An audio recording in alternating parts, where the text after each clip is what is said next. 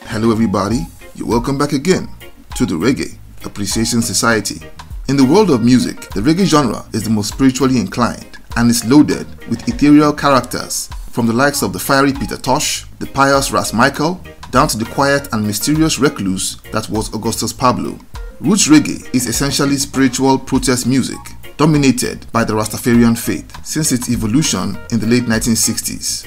But even from a movement that prides itself in its revolutionary beliefs, out rose Yabby You, a Rastafarian holy man with a faith system that mystified even the most militant Rastafarian sects in Jamaica, a man who went on a musical journey that defied music industry norms and practices.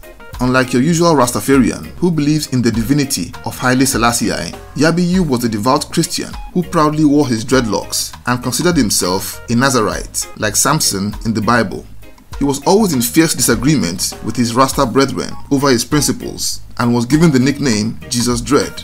It's been said that adversity breeds brilliance, and Yabby You suffered extreme poverty, ill health and scorn, and this all inspired him to create some of the most captivating and iconic pieces of roots reggae ever recorded. When you listen to a Yabby You song, you can almost imagine the man wandering through the wilderness with a staff in his hand like an Old Testament prophet. He emerged as one of the fundamental reggae artists at the dawn of the 1970s and set the pace for an entire decade. And today it's almost impossible to discuss definitive 1970s roots reggae without mentioning the Jesus Dread. He was born Vivian Jackson in a Western Kingston ghetto on the 14th of August 1946. His father was a carpenter and radical follower of Marcus Garvey, and his mother was a dressmaker and devout Christian. And this led to the fervent spiritual and political outlook that would be his trademark for life. He was taken to church as a child and became fascinated by the Bible and read it cover to cover several times. By the time he was 7 years old, he was fully immersed in scripture and started a lifelong spiritual quest. Seeking to emulate Christ, he chose to literally follow in his footsteps and ran away from home at the age of 12, wandering the land to discuss and reflect on spiritual doctrines along the way. He was drawn to Rastafarians, who were always eager to talk about God, and after camping in various Rasta communities, he settled down with a sect called the Ethiopian World Foundation in the Waterhouse district in Kingston.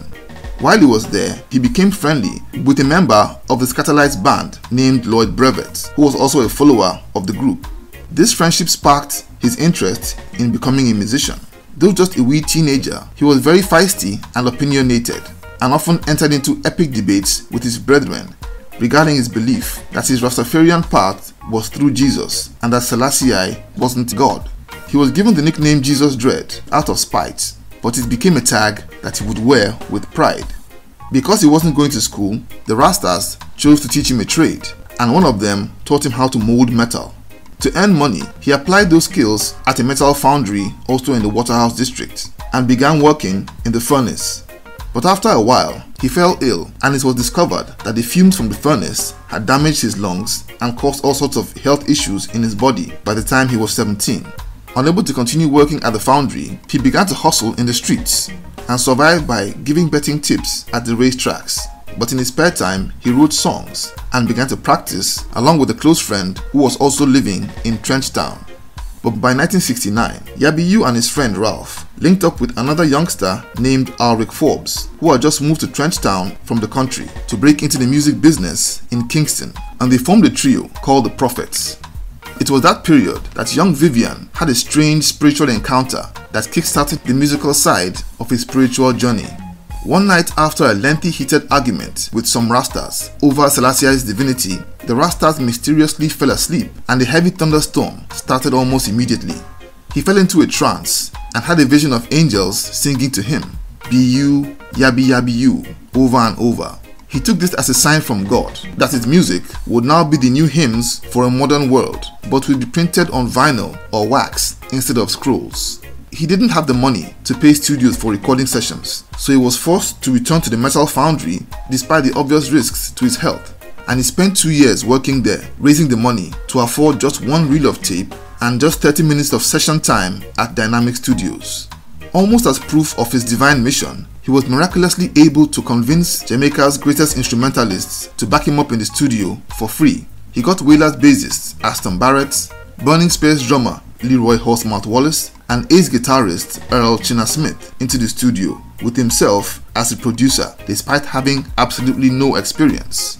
And the result of that session was 1972's Conquering Lion, a hypnotic masterpiece mixed by King Tubby that became his signature tune and earned him his nickname due to the chorus he had heard in the vision, "Be you, Yabby Yabby You." The track was a stunning effort that was followed by the absolute anthem Jah Vengeance and the fantastic Run Come Rally, both produced at the Scratch Perry's Black Ark Studios. After releasing a slew of stunning singles, he released the Conquering Lion album in 1975, a body of work that became a cornerstone of Roots Reggae. The album is nothing less than a masterpiece with deep spiritual essence and raw, brilliant quality. It was produced by Yabby You himself and mixed by King Tubby, with backing instrumentals from the likes of Augustus Pablo, Aston Barrett, Tommy McCook, and Earl China Smith. In the same year, he also began to really make his mark as a producer when he produced Wayne Wade's delightful and inspirational Black Is Our Color. His next albums, In Chant Down Babylon, released in 1976, and Deliver Me From My Enemies, released in 1977, were also fantastic releases that also contained heavy spiritual and socially conscious works with a sprinkle of love songs. He was heavily suspicious of the music industry, but his charisma and talent drew the biggest industry players his way, from the biggest DJs, singers and producers to record with him. King Tubby was one of his biggest fans, and both men collaborated on a lot of projects. His music was also in high demand from DJs like Dillinger, Trinity and Big Youth, who cut their own records on his rhythms with devastating effects. His production expertise helped launch the careers of Michael Prophet, Tony Tuff and Half Pint. He continued to record into the mid-1980s, but toured sparingly due to his health challenges, just like his close friend Augustus Pablo. And after a tour of North America in 1985, in which he was forced to come on stage in crutches, he stopped touring as his body just couldn't take any more. He took a few years off from music, but made a comeback at the start of the 90s with a couple of releases of compilation and new material. My personal favorites of this period was the double album titled Jesus Dread 1972 to 1977. He re-emerged in the 2000s with re-releases of his old material and played live shows despite his failing health, playing concerts while on crutches. He considered music as his mission from God and pushed himself up to the very end. He passed away on the 12th of January 2010 after a brain aneurysm.